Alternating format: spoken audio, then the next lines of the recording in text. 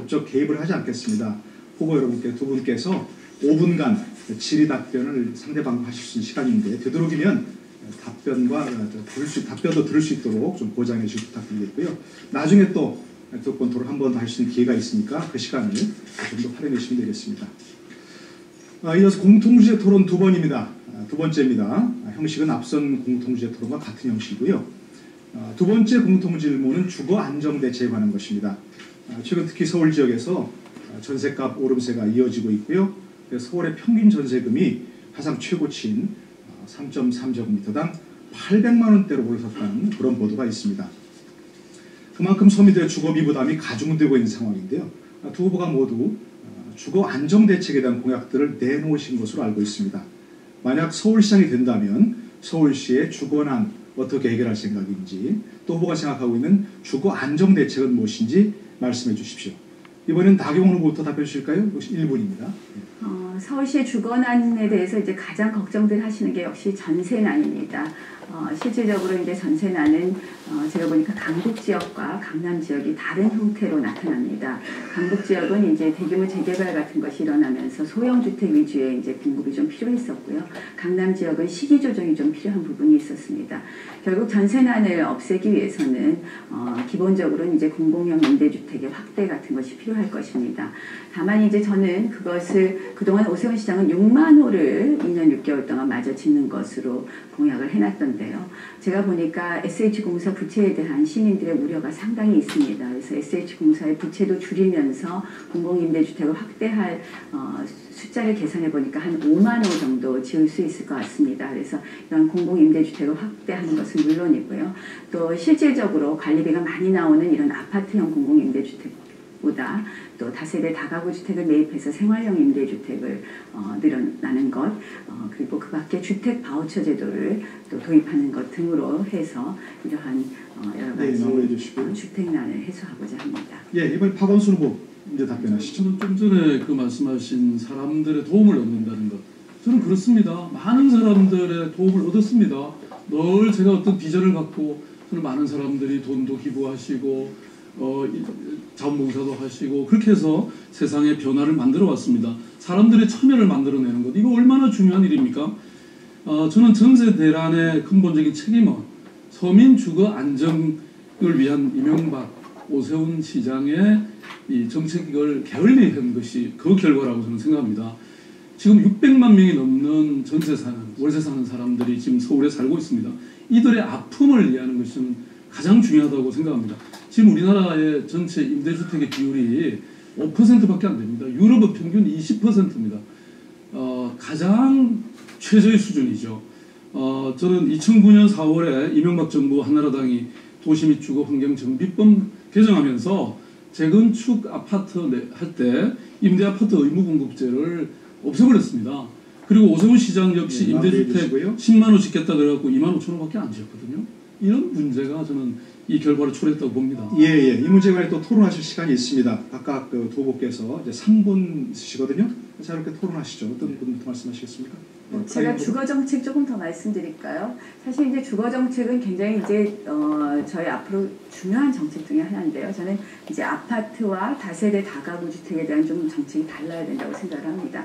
아파트는 그동안 사실 이제 여러 가지 규제로 또 묶여 있었던 부분이 있습니다. 뉴타운 구역을 뭐 대규모로 지정을 해서 여러 가지 문제점이 있었던 부분에 대해서는 앞으로 시민들의 의사를 들어서 주민의 의사에 따라서 조정을 할 생각이지만요. 그러니까 추진을 원하는 경우는 추진을 하고 해제를 원하는 경우는 해제를 할 것이지만 실질적으로 아파트에 보면은 재건축에 관한 규제라는 것이 있습니다. 이것이 굉장히 숫자적이고 물리적인 규제입니다. 그래서 이러한 규제는 좀 풀어줘서 실질적으로 아파트 단지를 제가 노원이나 도봉이나 이렇게 방문을 해보면요. 굉장히 불편해들 하십니다. 이러한 것을 좀 풀어드려서 주민들께서 좀 우리 아파트는 좀 재건축하고 싶다 하면 좀 재건축할 수 있게 해주는 것이 어떻게 보면 아파트 쪽의 생활의 질을 좀 바꿔드릴 수 있는 것 같고요. 단독주택하고 다세대주택은 이렇습니다. 그동안 실질적으로 단독 다세대주택에 대한 지원이 전혀 없었습니다. 그래서 단독 다세대주택은 뭔지 모르게 불편한 지역이었고 방범에서도 좀 소외된 지역이었거든요. 그래서 저는 햇빛센터라는 것을 좀 만들려고 합니다. 그래서 한 단독 다세대주택 1000세대에 한 개씩 아파트 관리사무실 같은 햇빛센터를 만들어서 뭐 택배도 받아주고 열쇠도 받아주고 이런 식으로 해서 단독 다세대주택의 주거 환경도 바꿔주고 리모델링비라든지 이런 부분도 그동안 주택 지원에 관한 조례가 있었지만 전부 다 아파트만 지원해 왔거든요. 이러한 부분도 좀 지원을 하려고 합니다. 그래서 이런 것과 함께 결국 그동안 보면은 불필요한 규제들이 몇 가지 더 있습니다. 그래서 이러한 규제를 풀어줌으로써 좀 더 주민 생활들을 좀 편하게 해주고 주거 형태에 있어서의 좀 더 이 주거가 좀 더 좀 개선될 수 있는 쪽으로 정책을 집중하려고 합니다. 예, 박원순 후보로 해주시죠. 네, 뭐 저는 80년대 후반에 이제 수도권에 신도시 건설을 하면서 사실 그 당시에 건축된 아파트들이 뭐 내진 설계라든지 또 주차장 문제라든지 이런 것들이 상당히 있는, 그래서 고통이 심한 것은 알고 있습니다. 그런데 이제 나경원 후보가 지금까지 획일적인 건축 연한을 이렇게 완화하겠다 이런 공약은 저는 아니라고 봅니다. 그 나경원 후보와 같이 어떤 주민들이 합의하고 또 원해서 재건축 연한을 일방적으로 허용하는 것, 그것 대신에 저는 보다 더 전문적인 조사와 심의위원회를 거쳐서 재건축 연한을 단축할 수 있는 이런 문제, 그래서 서울시 의회와 협의해서 조례로 만들 수 있을지 그것을 검토해 보겠습니다. 오히려 저는 이런 문제보다 사실은 정비사업, 주택정비사업의 문제의 핵심은 이 재건축 사업기간이 보통 8년 내지 10년 걸리니까 이게 너무 길다는 것입니다. 오히려 이 기간을 좀 짧게 행정적으로 처리해줌으로써 저는 더 실제적으로 주민들에게 도움이 되지 않을까 하는 것이고요. 그 다음에 지금 지하철에서 지나치게 비켜 있음으로써 낙후되어 있는 지역, 그러니까 주택값도 상당히 떨어지는 것이죠. 그런 경우에는 제가 지난번에 토론에서 말씀드렸습니다만 경전철 문제, 이거 지금 민자사업으로 추진되고 있는데 이게 민자사업으로만 하기에는 저는 문제가 상당히 있다고 생각합니다. 그래서 서울시가 어떻게 도울 수 있을지, 특히 요금 문제라든지 이런 것에 관해서 저는 여러 가지 심사숙고를 해볼 생각입니다.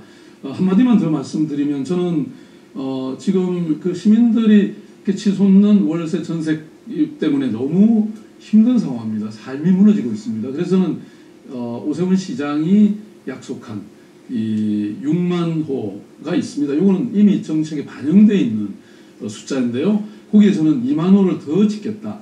그런데 이것이 서울시의 재정만으로서가 아니라 여러 가지 저는 다양한 방법을 고민하고 있습니다. 특히 지금 그 1인 가구, 2인 가구가 지금 서울 시내 거의 절반에 이르고 있습니다. 그래서 그런 대형 평수가 아니라 정말 40평방 이하의 소형 평수의 아파트들, 임대 아파트를 대량으로 공급함으로써 이 문제를 상당히 해결할 수 있지 않을까 싶습니다.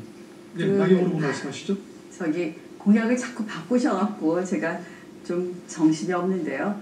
지난번에는 재건축 연한을 제가 완화하겠다는 공약을 내놨더니 노원구청장이 이거는 반대한다 그러시면서 그런 뭐 서류를 가져오셔서 그 다음에는 또 노원구청장이 그런 서류를 낸 적이 없다고 또까지 얘기를 하는 그런 해프닝을 벌이면서 재건축 연한 완화에 대해서 반대하신다 그러더니 오늘은 이제 또 뭐 심의를 해서 조정하시겠다고 말씀하시는 걸 보니까 아마 이제 시민들의 뜻을 조금 아시는 것 같긴 하지만 왜 공약을 바꾸셨는지 그럼 한번 이유를 묻고 싶기도 하고요. 두 번째, 아까 재개발 재건축에 기간이 오래 걸리니까 단축하겠다고 하셨는데 정말 다행이라고 생각을 합니다. 그런데 박 후보께서는요, 원래 공약에는 이렇게 하셨습니다. 제가 사실 이걸 좀 질문하려고 그랬거든요.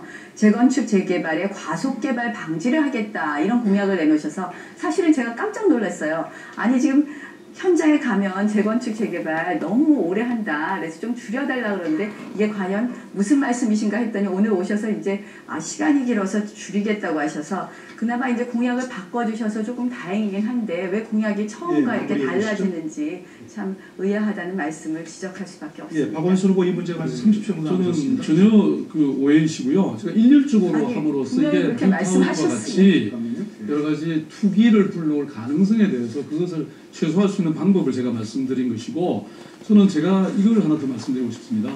지금 전세 보전금의 경우에 집주인과 이 임대인 사이, 임차인 사이에 사실 이 시기가 잘 맞지 않음으로써 서로 고통을 받는 경우가 있습니다. 그래서 저는 전세 보증금 센터라는 걸 만들어서 일종의 그 금융기관 역할을 해주면 집주인이나 새 사는 사람이나 그 보증금 이렇게 빼고 하는 것 때문에 불편을 덜 겪게 되지 않을까. 저는 이런 많은 아이디어들을 만들어 갈 생각입니다. 예.